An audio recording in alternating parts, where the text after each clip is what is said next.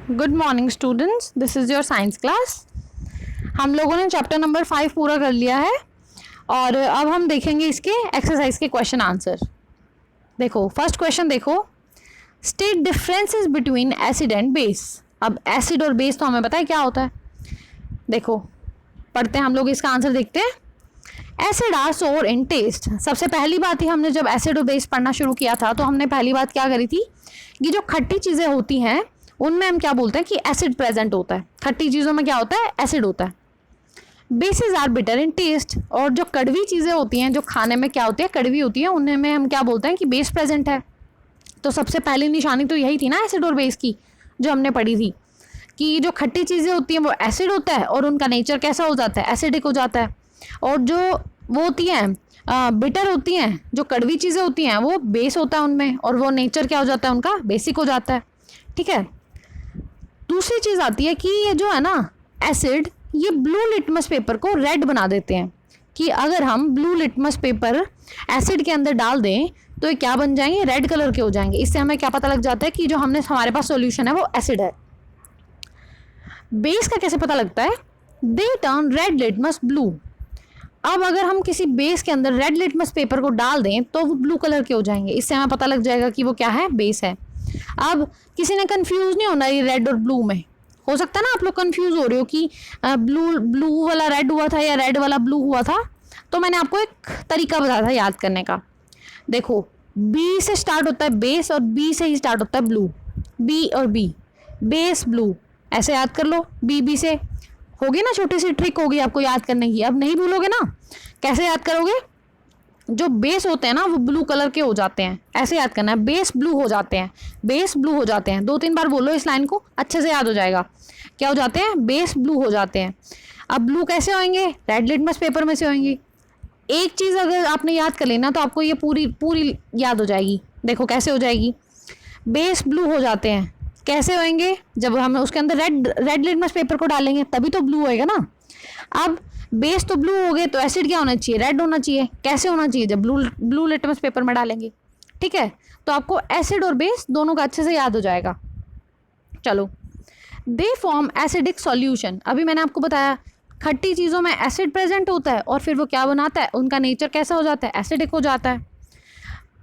Base क्या होते हैं, कड़वे होते हैं, और वो क्या होते हैं, बेसिक नेचर के होते हैं। They form basic solution.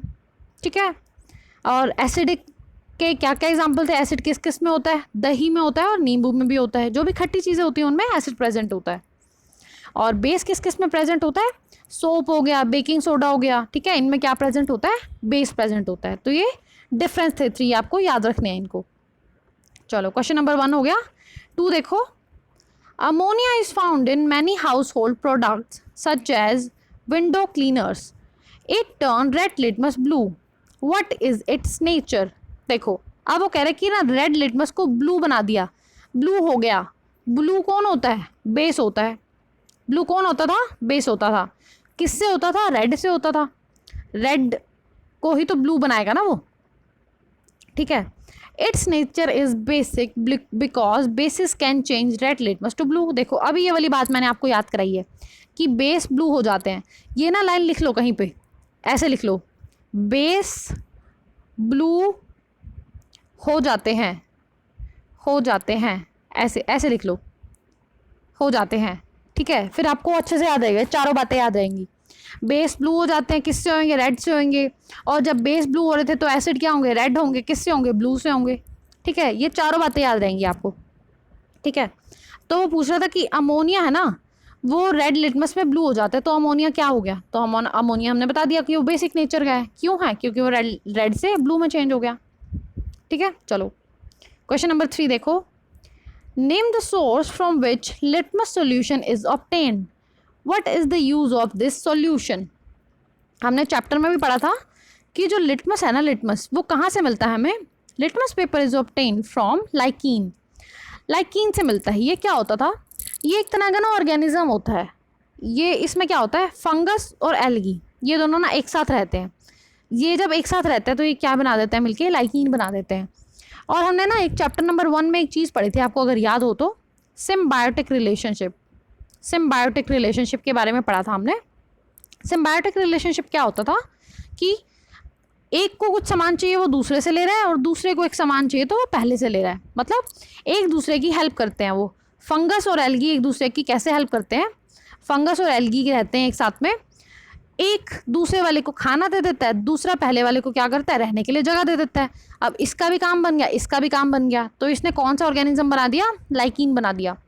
इस लाइकीन से हमें क्या मिलता है, लिटमस पेपर बनता है, ठीक है, लिटमस सॉल्यूशन मिलता है वैसे तो हमें, उससे हम क्या करते हैं, पेपर बना देते हैं, उसका लिटमस पेपर बना लेते हैं।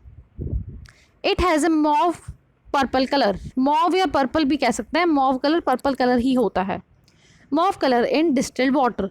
अब ये डिस्टिल्ड वाटर क्यों मेंशन कर रहा है, ये मैंने आपको जब चैप्टर रीड किया था ना तब भी मैंने आपको बताया था कि स्पेशल क्यों लिख रहा है कि डिस्टिल्ड वाटर, वाटर तो वाटर ही है, डिस्टिल्ड वाटर ऐसा क्यों लिख रहा है ये, क्योंकि डिस्टिल्ड वाटर जो है वो न्यूट्रल नेचर का होता है, ना तो उसमें एसिड प्रेजेंट होता है ना उसमें बेस प्रेजेंट होता है। अगर हम सिंपल वाटर की बात करें तो हो सकता है कि उसमें कुछ ना कुछ इम्प्योरिटीज़ प्रेजेंट हो, तो कुछ ना कुछ हो सकता है उसके अंदर एसिड प्रेजेंट हो, मिला हुआ हो, कुछ ना कुछ बेस मिला हुआ हो। पर हम डिस्टिल्ड वाटर लेंगे ना, अगर हम कह रहे हैं कि डिस्टिल्ड वाटर, इसका क्या मतलब होगा कि वो बिल्कुल न्यूट्रल नेचर का है। तो न्यूट्रल नेचर में जो लाइकीन है उसका कलर कैसा होता है, मॉव या पर्पल कलर का होता है। It's solution is use for measuring the nature of solution.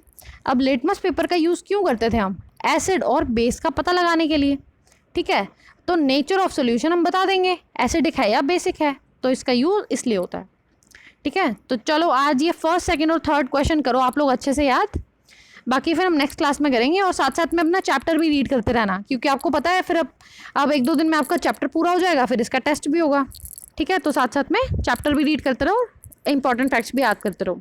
Thank you.